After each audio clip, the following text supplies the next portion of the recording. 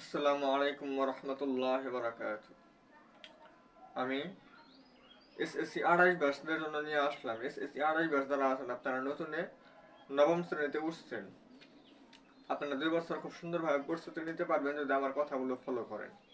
আমি যেভাবে প্রিপারেশন নিতে বলি, আপনাদেরকে আমি যখন যে অধ্যায় ক্লাস দিই ওই ক্লাসগুলো যদি করেন, ওইভাবে যদি আমি যখন যেটা রিভিশন দিতে বলি ওইভাবে যদি রিভিশন দেন, আর আমার যে একটা ফ্রি কোর্স, যে কোর্সটা আসলে মূলত মানে কি, আপনারা শুধু অ্যাড হবেন যাটা কিছুই না। আপনারা রেগুলার ক্লাসগুলো করবেন, যখন যে ক্লাস আপলোড এই ক্লাসগুলো করবেন, যখন যে পরীক্ষাটা নেই সেই পরীক্ষাগুলো আপনি দিবেন, নিজেকে একটু যাচাই করবেন, এতটুকুই। তাহলে আপনাদের প্রস্তুতিটা অনেক আস্তে আস্তে গোছালো হতে থাকবে, এবং কোনটা বেশি ইম্পর্টেন্ট কোনটা কম ইম্পর্টেন্ট সব কিছু যাচাই বাছাই করে আমি আপনাদেরকে পড়াবো। তো যেমন আজকের কথাটাই বলি, আজকে আমি যে অধ্যায়টা নিয়ে আসছি আমি কিন্তু ফিজিক্স পড়াবো আজকে থেকে। আজকে হচ্ছে আমাদের ফিজিক্সের প্রথম লেকচার। মানে আজকে ফিজিক্স মানে কি ভাইয়া, পদার্থবিজ্ঞান। পদার্থবিজ্ঞান আজকে আমি শুরু করব। আমি সপ্তাহে 3টা করে ক্লাস আপলোড দিব। আজকে আমাদের রবিবার, রবি মঙ্গল বৃহস্পতি, আপনি এটা ইগুলা রাখেন যে রবিবার মঙ্গলবার এবং বৃহস্পতিবার। রবিবার মঙ্গলবার এবং প্রতি বৃহস্পতিবার আমি কি করব, আপনাদের ক্লাসটা আমি যত কষ্টই হোক যত ঝামেলাই থাক আমি চেষ্টা করব আর কি, চেষ্টা করব যে মানে নেওয়ার চেষ্টা করবো আর কি।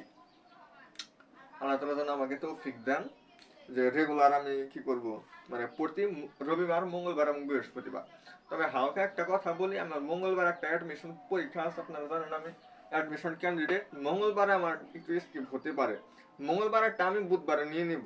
মানে মঙ্গলবারে যদি না নিতে পারি, যদি নিতে পারি তাহলে তো নিলাম, যদি না নিতে পারি কোনো কারণে সময় না পাই তাহলে আমি ওইটা বুধবারে নিয়ে নেব। কিন্তু মূল ক্লাস আমাদের প্রতি রবিবার মঙ্গলবার এবং প্রতি বৃহস্পতিবার।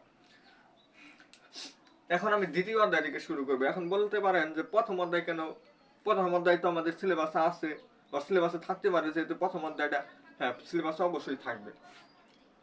আপনাদের যদি শর্ট সিলেবাস যদি হয়, কিন্তু যারা প্রশ্নকর্তা তারা ওইটাকে খুব মানে সিলেবাসের দিক দিয়ে খুবই গুরুত্বপূর্ণ বলে, কিন্তু প্রশ্নের দিক থেকে ওরা প্রশ্ন করে না। ওরা কি করে না, প্রশ্ন করে না। প্রথম অধ্যায় থেকে কোনোদিন কোনো সৃজনশীল প্রশ্ন আসে না বলে চলে, আসলেও খুব কম। মানে কয়েক বছর 5-7 বছর পর পর একটা করে বোর্ডে আসবো এরকম। রাজশাহী বোর্ডে 15 সালে মনে হয় একটা আসছিল, আবার মনে হয় যে 23-24 সালে মনে হয় একটা আবার ঢাকা বোর্ড না রাজশাহী বোর্ডে আসছিল এরকম। তো যাই হোক, খুবই বেশ কিছুদিন পর পর পরীক্ষায় ওই অধ্যায় থেকে আসে। তো এই প্রথম অধ্যায়টা আপনাদের না পারলেও চলবে। এমসিকিউ দু একটা প্রত্যেক বছরই আসে, প্রত্যেকটা বোর্ডেই আসে।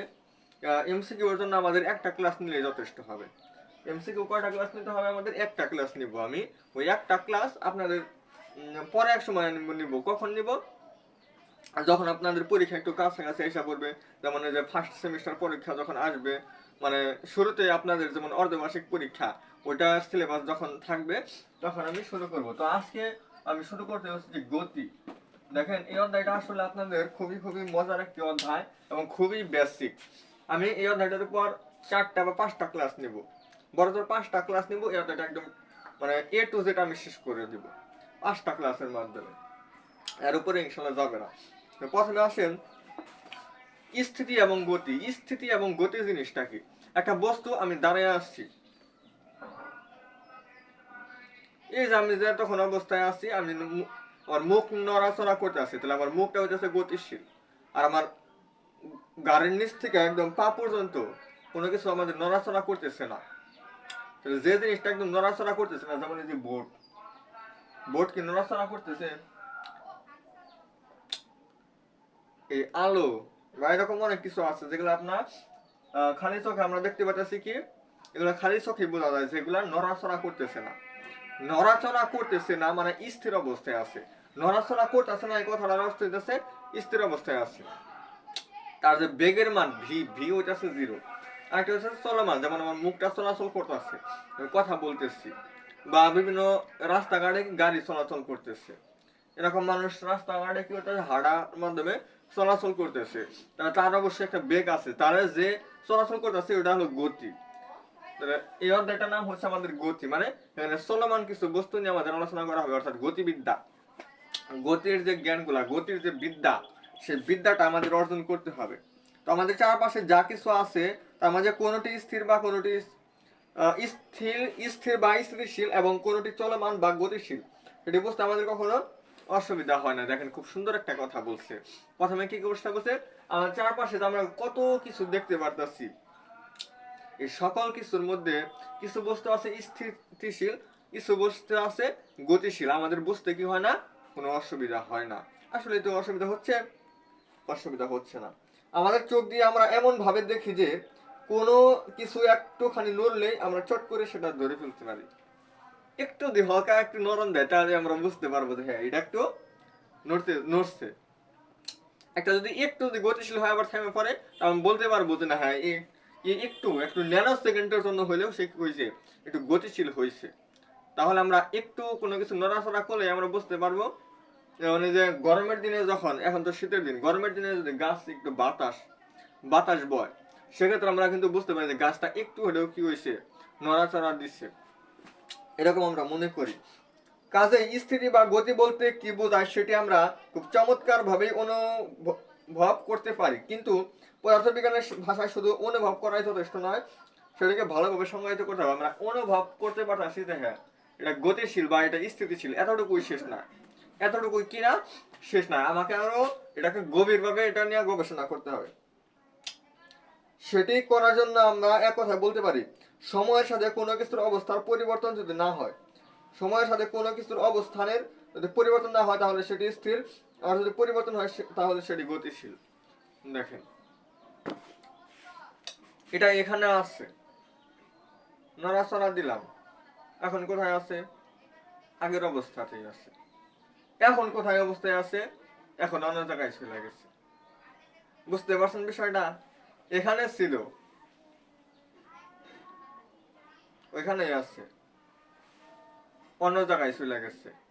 যখন আমি কি নড়াচড়া কিন্তু ঠিক করছে, আমি কি অবস্থায় আছে তখন গতিশীল, কিন্তু ওই অবস্থা ওই জায়গাতেই কিন্তু আছে।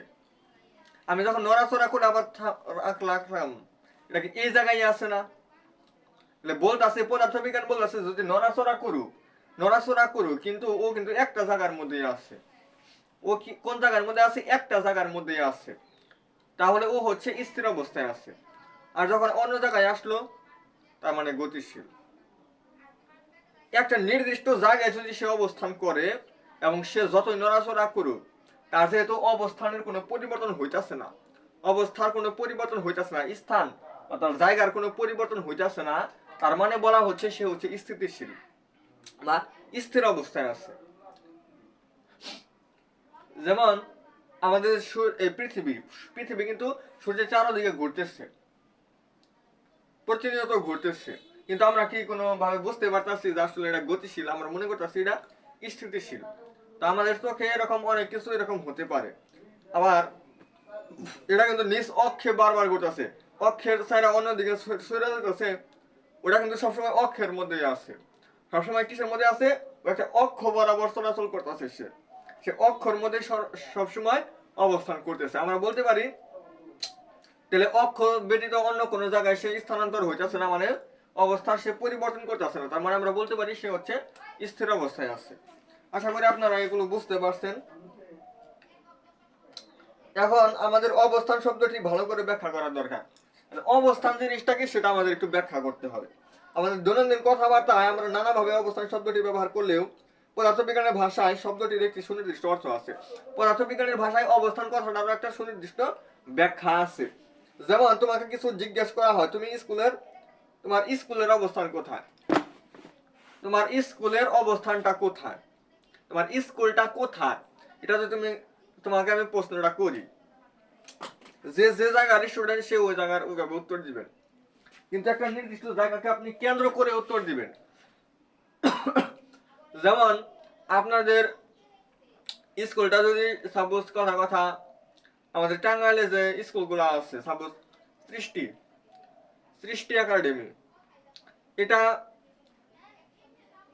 আমরা বলতে পারি যে টাঙ্গাইল যে আমাদের উপজেলা আছে, মানে যেটা মানুষ চিনবে বেশি, যেটা মানুষ চিনে ওটা আমরা প্রসঙ্গ বিন্দু দিই, যে এই জায়গা থেকে আমাদের এতটুকু পশ্চিম দিকে বা এতটুকু দক্ষিণ দিকে আমাদের এত কিলোমিটার, মানে অমুক একটা জায়গা, অমুক একটা জায়গা, এই জায়গা থেকে আমাদের এত দিকে, দক্ষিণ দিকে হোক পশ্চিম দিকে হোক মানে যেদিকেই হোক, মানে এই দিকে আমার এত মিটার যাওয়ার পরে বা এত সময় এতক্ষণ সময় যাওয়ার পরে হচ্ছে আমাদের কি ওই স্কুলটা অবস্থান।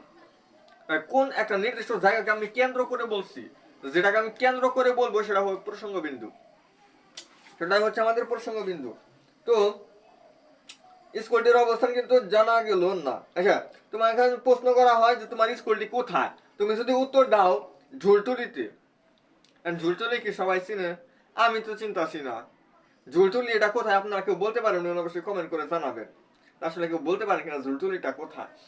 অনেকেই পারবেন না, কিন্তু আমি যদি বলি ঢাকা ইউনিভার্সিটি থেকে 5 কিলোমিটার দক্ষিণে কি হবে ঝুলটুলি অবস্থিত, মানে যে ঝুলটুলি আছে ওইখানে আমার অবস্থিত, তাহলে কিন্তু তার একটা আইডিয়া হয়ে যাবে যে আসলে আগে ঢাকা ইউনিভার্সিটিতে যাইতে হবে, তারপর ওইখান থেকে দক্ষিণ দিকে যে রাস্তাটা আছে ওইদিকে তার 5 কিলোমিটার যাইতে হবে, এরকম একটা ধারণা তার হবে। মানে সে একটা যাওয়ার একটা মানে যেতে পারবে আর কি। কিন্তু শুধু এতটুকু বললাম ঝুলটুলিতে। এখন যেমন কথা বলি যে এটা আপনারা অনেকেই হয়তো চিনবেন না, যেমন আমাদের বাসা যে নগরজলফই, কারণ এটা যদি আমি সরাসরি বলি, এখন ঢাকার একজন মানুষ বা আরো দূরের একজন মানুষ, আমি বললাম নগরজলফই, কয়জন চিনবে? একজন মানুষও চিনবে না। কিন্তু যদি বলি যে আমাদের টাঙ্গাইল যে সদর উপজেলা আছে ওইখান থেকে 1.5 কিলোমিটার দক্ষিণ দিকে, তাহলে অবশ্যই অনেকেই চিনবে। তো এরকম, তাহলে তোমাদের স্কুলটি তোমার বাসার গেট থেকে জানা গেল না। তুমি যদি উত্তর দাও তোমার স্কুলটি তোমার বাসার গেট থেকে 1 কিলোমিটার দূরে, তাহলেও কিন্তু স্কুলের কোনো অবস্থান জানা গেল না। কারণ কি? কারণ আছে তার বাসাটাই কি বা চিনে? তার বাসাটাকে কেউ চিনে? সে যদি বলে যে ঝুলটুলিতে, তাহলে তো আর স্কুলটা চিনবে না। যদি বলে যে আমার বাসা থেকে এত কিলোমিটার দূরে, বাসা থেকে এত কিলোমিটার দূরে, তাও কিন্তু জানা গেল না। কারণ এক কথা হচ্ছে যে বাসা ধরেন যে চিনলই, তাও কিন্তু বুঝতে পারবে না, কারণ বাসা থেকে আসলে কোন দিকে 1 কিলোমিটার দূরে, দক্ষিণ দিকে 1 কিলোমিটার দূরে না পূর্ব দিকেও 1 কিলোমিটার দূরে না, এটা মানে অবস্থানটাকে আসলে ভালোভাবে আমরা কি করতেছি নির্বাচন করতেছি। স্কুলটি সেখান থেকে ঠিক কোন দিকে 1 কিলোমিটার দূরে সেটা আমাদের এখনো জানা যায় না। কিন্তু তুমি যদি বলো স্কুলটি তোমার বাসার গেট থেকে পূর্ব দিকে 1 কিলোমিটার দূরে, পূর্ব দিকে 1 কিলোমিটার দূরে, তাহলে আমরা সুনির্দিষ্টভাবে তোমার স্কুলের অবস্থান জানতে পারবো। মানে কি কখন জানতে পারবো? যখন তার বাসাটা আমরা চিনি তখন। অর্থাৎ স্কুলের অবস্থান জানার জন্য দূরত্ব এবং দিক দুটোরই নির্দিষ্ট জানতে হয়। শুধু তাই নয়, সেই দূরত্ব এবং দিকটি নির্দেশ করতে একটি নির্দিষ্ট বিন্দু বা প্রসঙ্গ বিন্দুর অবস্থান থেকে। আচ্ছা, যাই হোক, এরকম অনেক বর্ণনা এখানে লেখা আছে, কোনটা প্রসঙ্গ বিন্দু কোনটা মূল বিন্দু, এই বিষয়গুলো এখানে বিস্তারিত এখানে লেখা আছে। অবস্থান কথাটা আপনারা একটু খুব সুন্দরভাবে ব্যাখ্যা করবেন। আমি শুধু আপনাদেরকে একটু সামারি করি যে একটা জিনিস বস্তু স্থির অবস্থায় আছে তাহলে সে স্থিতিশীল, আর গতিশীল অবস্থায় আছে সে গতিশীল। কিন্তু পদার্থবিজ্ঞানের ভাষায় যে সে যতই চলাচল করুক না কেন, যদি তার যে জায়গায় আছে অবশেষে যদি সে জায়গায় যদি থাকে তাহলে সে স্থিতিশীল, আর যদি অন্য জায়গায় যায় তাহলে সে গতিশীল।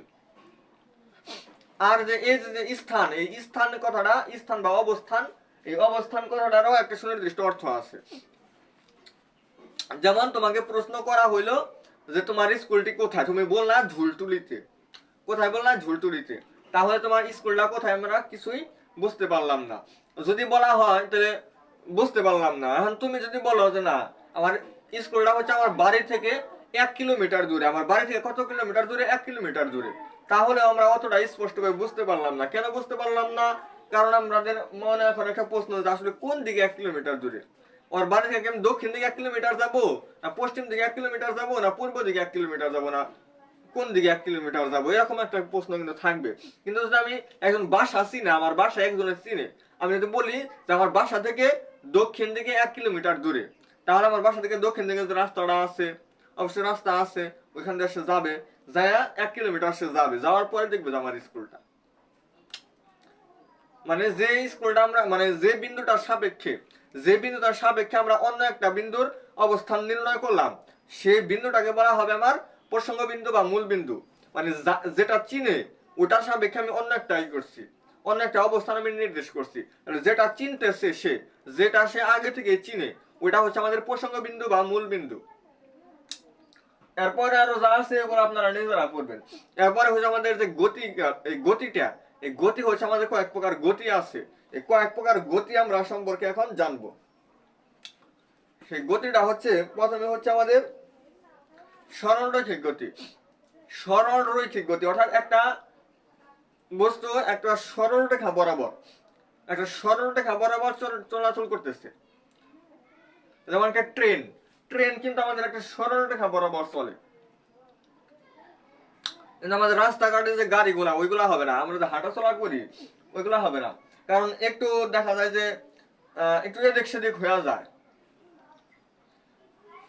তো এরকম একটা সরল রেখা বরাবর, একটা সরল রেখা যদি আমরা টানি ওটাকে আঁকা বাঁকা হওয়া যাবে, আঁকা বাঁকা হওয়া যাবে, মানে এক সিরিয়ালে হইতে হবে।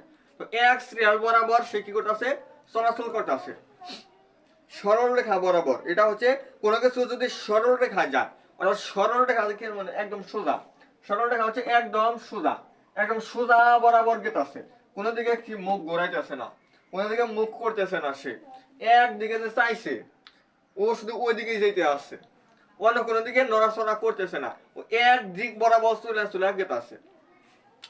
তাহলে সেটা হচ্ছে আমাদের সরল রৈখিক গতি। এরপর হইতেছে আমাদের সরল রৈখিক, মানে সরল রেখা বরাবর, সরল রেখা বরাবর গতি, এটাকে বলা হয় সরল রৈখিক গতি। এরপর হচ্ছে আমাদের ঘূর্ণন গতি, একটা বস্তু ঘুরতে আসছে তার যে গতি এটাকে বলা হয় ঘূর্ণন গতি। কোনো কিছু যদি একটি নির্দিষ্ট বিন্দুর সমদূরত্বে থেকে ঘুরতে থাকে তাহলে সেটাকে বলা হয় ঘূর্ণন গতি। বৈদ্যুতিক পাখা একটা নির্দিষ্ট বিন্দুকে কেন্দ্র করবে, একটা নির্দিষ্ট বিন্দুকে কেন্দ্র করে সে ঘুরবে, এটা হলো ঘূর্ণন গতি। ঘড়ির কাঁটা ওটা কিন্তু ওই জায়গায় স্থির, ওটার একটা কেন্দ্র আছে, ওই কেন্দ্র থেকে সে কি করতেছে, চতুর্দিকে ঘুরতেছে। বা কোন একটা গাড়ির চাকার গতি, ওইটাও কিন্তু একটা নির্দিষ্ট কেন্দ্র, একটা নির্দিষ্ট বিন্দুকে কেন্দ্র করে ওটা চারপাশে ঘুরতেছে। তো একটা নির্দিষ্ট বিন্দুকে কেন্দ্র করে যদি চারপাশে ঘুরে ওইটাকে বলা হয় ঘূর্ণন গতি। এরপর হচ্ছে চলন গতি। চলন গতি হচ্ছে কোনো নির্দিষ্ট কোনো কিছু যদি এমন ভাবে চলতে থাকে যেন বস্তু কণা একই সময়ে একই দিকে যেতে থাকে। আমরা চারপাশে মাঝে মধ্যে অনেক রকম অনেক উদাহরণ দেখতে পাই, কিন্তু কিছু কোনো কিছু যখন সোজা সোজা হয় তখন তার উদাহরণ দেখা খুব সহজ। গাড়ির ঘূর্ণায়মান চাকা বিবেচনায় না আনলে সোজা এগিয়ে যাওয়া একটি গাড়ির চলন গতির উদাহরণ। অর্থাৎ রাস্তাঘাটে যে গাড়ি চলাচল করে সে চলে আসে কি করতেছে, এক জায়গা থেকে আরেক জায়গায় গেতে আছে। এখন সে সরল রেখা বরাবর যদি যায়, একদম সরল রেখা টিকসই বরাবর, টিকসই, সেটা বলবে সরল রৈখিক গতি। আর সে সরল রৈখিক না, সে হচ্ছে চলাচল করে যাইতেছে, সেটা হবে আমাদের মানে গাড়ির ক্ষেত্রে আমার তিনটা প্রকার গতি এখানে আসতে আছে। যদি একদম সরল রেখা বরাবর চলে সরল রৈখিক গতি, আর সরল রেখা না একটু মাঝে মধ্যে একটু আঁকা বাঁকা হইতেছে, বা একটা গাড়িকে ওভারটেক করার জন্য একটু এদিক সেদিক করতেছে, সেটা হবে আমাদের চলন গতি। আর হচ্ছে ওটার যে চাকা, চাকা কিন্তু একটা নির্দিষ্ট বিন্দুকে কেন্দ্র করে ঘুরতেছে, ওটা হবে ঘূর্ণন গতি। চাকার কথাটা মাথায় না আনলে তাহলে এটা চলন গতি, আবার যদি আমরা রৈখিক বরাবর যাই তাহলে সরল রৈখিক গতি।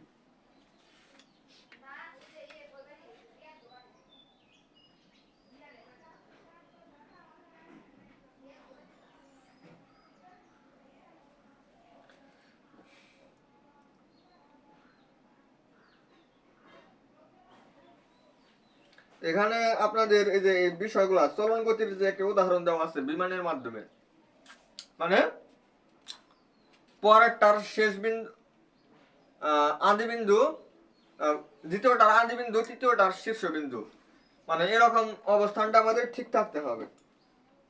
অর্থাৎ গাড়িটা আমাদের সবসময় ঠিক থাকতে হবে, একটা নির্দিষ্ট প্লেন থাকতে হবে। এদিকে যাইতেছে তখন মানে এরকম গতিশীল হবে না, সেটাকে আমাদের চলন গতি বলা যাবে না। যাই হোক, এগুলো আপনারা পড়বেন। এরপর যে পর্যায়বৃত্ত গতি, পর্যায়বৃত্তটা কি? কোনো গতিশীল বস্তু যদি নির্দিষ্ট সময় পর পর একটা নির্দিষ্ট বিন্দু দিয়ে অতিক্রম করে, যেমন ঘড়ি কাটার গতির কথাই বলি, ঘড়িটা আপনাদেরকে যদি আমি একটু আঁকাই, এই আঁকানোটা আসলে বিষয়টা কেমন হবে? যেমন এখানে আমাদের 12, 1, 2, 3, 4, 5, 6, 7, 8, 9, 10, 11, এখানে আমাদের মিনিটের কাঁটা সাপোজ এখানে আছে, এটা হচ্ছে আমাদের মিনিটের কাঁটা বা সেকেন্ডের কাঁটা আমি ধরলাম, এটা হচ্ছে আমাদের সেকেন্ডের কাঁটা, যেখানে আমি এস দ্বারা প্রকাশ করলাম। এখন এটা কিন্তু প্রতি 1 মিনিট পর পর এখান থেকে ঘুরে ঘুরে ঘুরে ঘুরে আবারও এখানে আসবে, আবারও 1 মিনিট পর আবার এখানে আসবে, আবারও 1 মিনিট পর, প্রতি 1 মিনিট পর পর এটা কিন্তু নির্দিষ্ট একটা সময় আছে যে এই সময় পর পর সে একই বিন্দু দিয়ে বারবার অতিক্রম করতেছে। এই তিন যে বিন্দুটা, এই বিন্দুটা দিয়ে সে কি করতেছে, এই ঘড়ির কাঁটাটা একটা নির্দিষ্ট সময় পর পর, মানে একটা নির্দিষ্ট সময় আছে যে তিনটা অতিক্রম করবে সে কখন, প্রতি 1 মিনিট পর পর, প্রতি 1 মিনিট পর পর সে এই বিন্দুটা সে অতিক্রম করবে। এটাকে বলা হবে পর্যায়বৃত্ত গতি, এটাকে বলা হবে পর্যায়বৃত্ত গতি। আবার এই দুটো আসলে একই, সরল স্পন্দন গতি আবার যদি বলি আমরা, সেক্ষেত্রে আমরা অনেকটা এরকমই হবে। কেমন?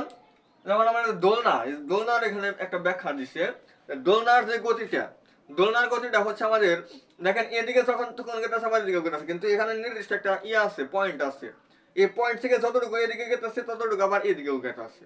তাহলে এই যে দূরত্বটা, এই যে অতিক্রম করে আসছে বারবার একটা নির্দিষ্ট বিন্দুকে কেন্দ্র করে না, ওইটা হচ্ছে আমাদের তো পর্যাবৃত্ত গতি। আর সরল স্পন্দন গতি হচ্ছে দুটি, একটি বিশেষ ধরনের পর্যাবৃত্ত গতি হচ্ছে সরল স্পন্দন গতি।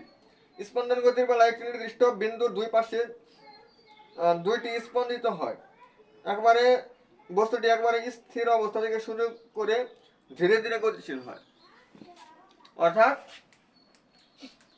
প্রথমে একটা স্থির অবস্থায় থাকবে ওই বস্তুটা, এই এই জিনিসটা হচ্ছে আমাদের পর্যাবৃত্ত গতি আর সরল স্পন্দন গতির মধ্যে পার্থক্যটা কি? পর্যাবৃত্ত গতির মধ্যে হইতাছে ও যখন গতিশীল হইলো ও ধীরে ধীরে গতিশীল হবে না, ও একবার যে গতিশীল হয়েছে ওই বেগে সবসময় চলতে আছে এটা। আর একটা নির্দিষ্ট সময় পর পর, সাপোজ দোলনার গতিটা আমাদের একটু বেশি বিশেষ ইম্পর্টেন্ট। এটা হচ্ছে আমাদের প্রথমে কিন্তু ও একটু কম দূরত্ব অতিক্রম করবে, এদিকে যতটুকু দূরত্ব অতিক্রম করবে ততটুকু কম দূরত্ব অতিক্রম করবে, ওই পাশ থেকে আরেকজন ধাক্কা দিবে, দ্বিতীয় সেকেন্ড পার্সন কি করবে, আবার ধাক্কা দিবে, তখন ও আর একটু বেশি দূরত্ব অতিক্রম করবে, আবার এদিকে আর একটু বেশি, ও কি করবে, আবার একটা ধাক্কা দিবে, ও আর একটু বেশি দূরত্ব অতিক্রম করবে। আগে যে শুরুতে যেটা ছিল, শুরুতে যেটা ছিল ও কি করছে, ও হচ্ছে মানে আস্তে আস্তে তার বেগটা বাড়তে আসছে, গতিটা কি করতে আছে, বাড়তে আসছে, এই যে যে বেড়ে যাচ্ছে বেড়ে যাচ্ছে, এই জিনিসটাকে বলা হয় সরল স্পন্দন গতি। আর এই পর্যাবৃত্ত গতির মধ্যে আর এই জিনিসটা থাকবে না, পর্যাবৃত্ত গতির মধ্যে ও শুরুতে যে বেগ ছিল ও সবসময় সেই বেগেই থাকবে। এটা হচ্ছে আমাদের পর্যাবৃত্ত গতি এবং সরল স্পন্দন গতির মধ্যে পার্থক্য। তাহলে আমরা স্থিতি এবং গতি এবং 5 প্রকার যে গতি আছে সেটা আমরা জানলাম। এরপর হচ্ছে আমাদের সর্বলাস্ট আমি যে জিনিসটা নিয়ে আলোচনা করবো সেটা হচ্ছে স্কেলার এবং ভেক্টর রাশি। স্কেলার এবং ভেক্টর রাশি, এখান থেকে আমাদের আসলে মূল আলোচনা শুরু। আর এগুলো আমাদের এতক্ষণ পর্যন্ত যে জিনিসটা আমরা আলোচনা করলাম, এই জিনিসটা হচ্ছে আমাদের একদম বেসিক, এগুলো আমাদের মাঝে মধ্যে এমসিকিউতে আসে, তো আমরা এতটুকু মোটামুটি ধারণা নিব।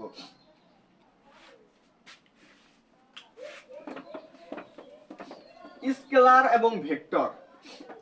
স্কেলার মানে হচ্ছে যেমন এখন কয়টা বাজে, কয়টা বাজবে, সাপোজ 4:59 বা 5টা বাজে, এখন কয়টা বাজে, 5টা PM, কথার কথা। অথবা আজকে কয় তারিখ, তাহলে বলবো 11/1/2000, একটা সংখ্যা, একটা সংখ্যা বা একটা মান, শুধুমাত্র একটা সংখ্যা বা একটা মান আমরা প্রকাশ করতে পারছি। এই বোর্ড দৈর্ঘ্য কতটুকু, সাপোজ 4 মিটার, প্রস্থ আর 3 মিটার, এরকম বিভিন্ন বিষয় আছে। দৈর্ঘ্য কত, প্রস্থ কত, বা কয়টা বাজে, এরকম বিষয়গুলো আমরা শুধু একটা মান দ্বারাই প্রকাশ করতে পারতেছি। এগুলাকে প্রকাশ করার জন্য কোনো দিকের প্রয়োজন হইতেছে না। সো যেটাকে প্রকাশ করার জন্য শুধু মানের প্রয়োজন হচ্ছে বাট কোনো দিকের প্রয়োজন হচ্ছে না, সেটাকে বলা হবে আমাদের স্কেলার। তাহলে স্কেলার মানে কি? যে রাশিকে প্রকাশ করার জন্য, এগুলো প্রত্যেকটা হচ্ছে একটা রাশি, মানে যে রাশিকে প্রকাশ করার জন্য, যে রাশিকে প্রকাশ করার জন্য কোনো দিকের প্রয়োজন হয় না, শুধু মানের প্রয়োজন হয়, শুধু মানের প্রয়োজন হয়, সেটাকে বলা হবে স্কেলার রাশি। আর যে রাশিকে প্রকাশ করার জন্য আমাদের মান এবং দিক উভয়ের প্রয়োজন হবে, যে রাশিকে প্রকাশ করার জন্য মান এবং দিক উভয়ের প্রয়োজন হবে, ওইটাকে বলা হবে ভেক্টর রাশি। যেমন ওই যে আমি শুরুতে একটা উদাহরণ দিছিলাম যে তোমার স্কুলটি কোথায়, একটা বিন্দুর অবস্থান নির্ণয় করতে হবে। এখন আমি যদি শুধু বলি যে আমার বাসা থেকে 5 কিলোমিটার দূরে, তাহলে কিন্তু এটা শুধু একটা মান হইলো যে 5 কিলোমিটার, এটা একটা মান হয়েছে, যার কারণে আমরা বুঝতে পারি না। তার মানে অবস্থান হয়ে যাচ্ছে আমার একটা ভেক্টর রাশি।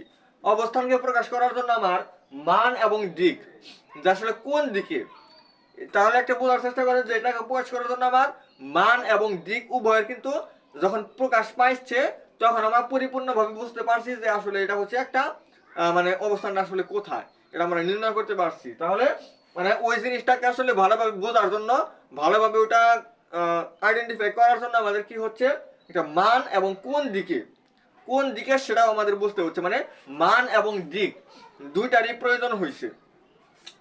তো এরকম আরো কিছু উদাহরণ আপনারা সামনে পাবেন।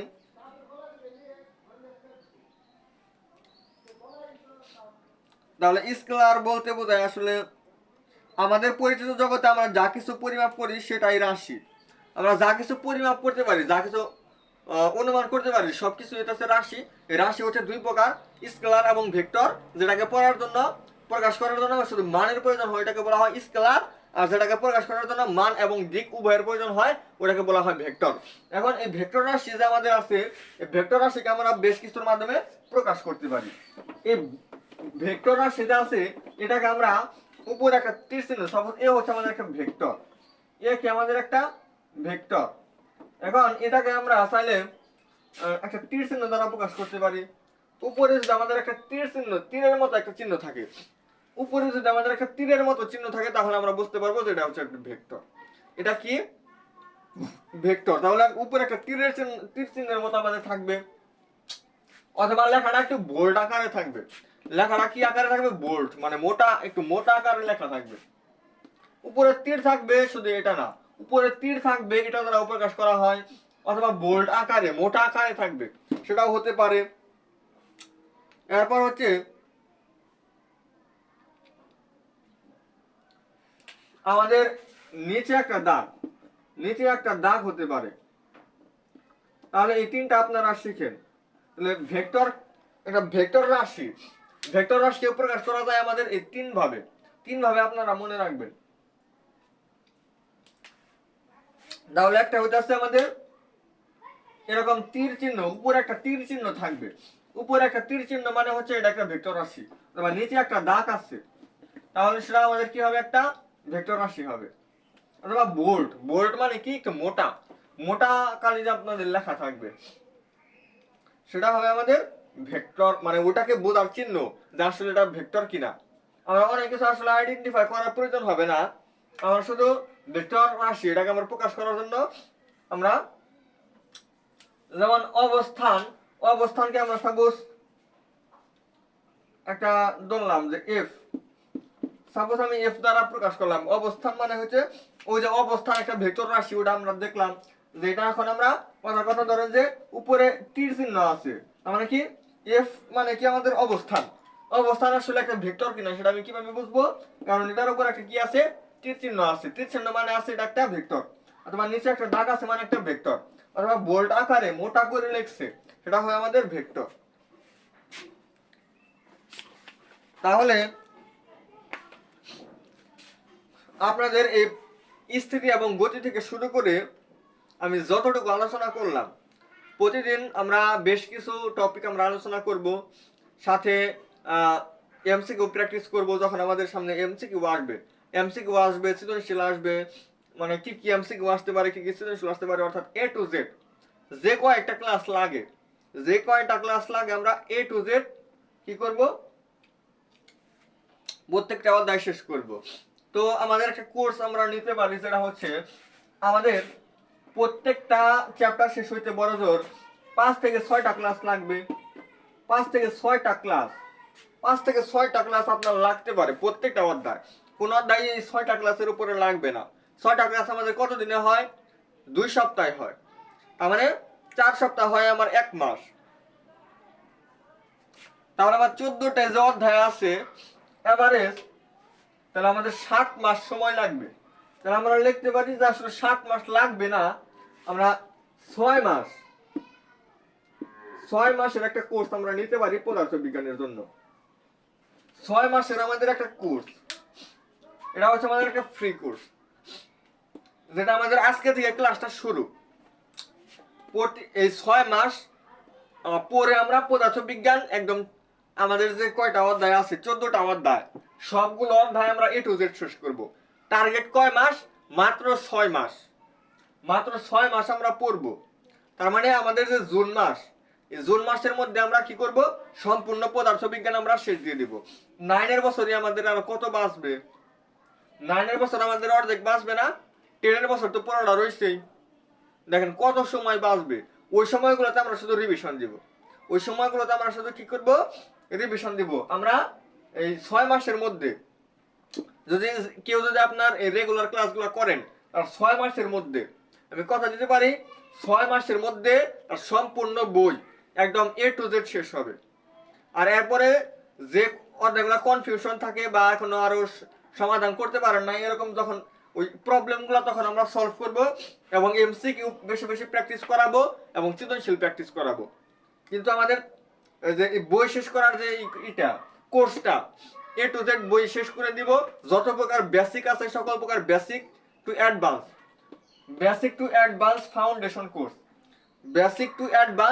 ফাউন্ডেশন কোর্স একদম 6 মাসের মধ্যে যত প্রকারের বেসিক থেকে যতটুকু অ্যাডভান্সে যাওয়া যায় সকল কিছু আমরা কয় মাসে শেষ দিব? 6 মাসে। তো আজকে থেকে ভিডিওটা শুরু, সবাই একদম তারা 6 মাস একদিন পর পর যে ভিডিওটা আপলোড করব, প্রতি রবিবার, মঙ্গলবার, বৃহস্পতিবার আপনারা এ টু জেড সম্পূর্ণ করবেন। আর হচ্ছে ওইটা আমরা নির্ণয় করব হচ্ছে কি বলে এটা, উচ্চতর গণিত হয়েছে আমাদের প্রতি শনি সম্বুধ হচ্ছে আমরা উচ্চতর গণিত দিব। ওইটাও আমাদের 6-7 মাসের মধ্যে আমরা শেষ করার চেষ্টা করব। খুব বেশি সময় আমাদের লাগবে না, তাহলে 6 মাসের মধ্যে আমরা 2টা বই কভার করতে পারবো। তো কেউ যদি চান যে আসলে আমরা এই 6 মাস হচ্ছে এই সায়েন্সের বইগুলোর মধ্যে আমি শুধু পদার্থ আর উচ্চতর গণিতই পড়বো, রসায়ন, জীববিজ্ঞানের পর হচ্ছে জেনারেল ম্যাথ এগুলো পড়বো না, হ্যাঁ আপনি নাও পড়তে পারেন, কিন্তু পরেও তো আমার সময় থাকবে, তখন আমরা এগুলো রিভিশন দিব, ওই বিষয়গুলো আমরা তখন আপলোড করব, করা যাবে, হ্যাঁ অনেক সুন্দর হবে। তো সবাই এইভাবে প্রিপারেশন নেবেন, এখন থেকে সবই গোছালো প্রিপারেশন নেবেন। আর আজকের ভিডিওটা আমাদের এই পর্যন্ত থাকবে। আসসালামু আলাইকুম ওয়া রাহমাতুল্লাহি ওয়া বারাকাতুহু।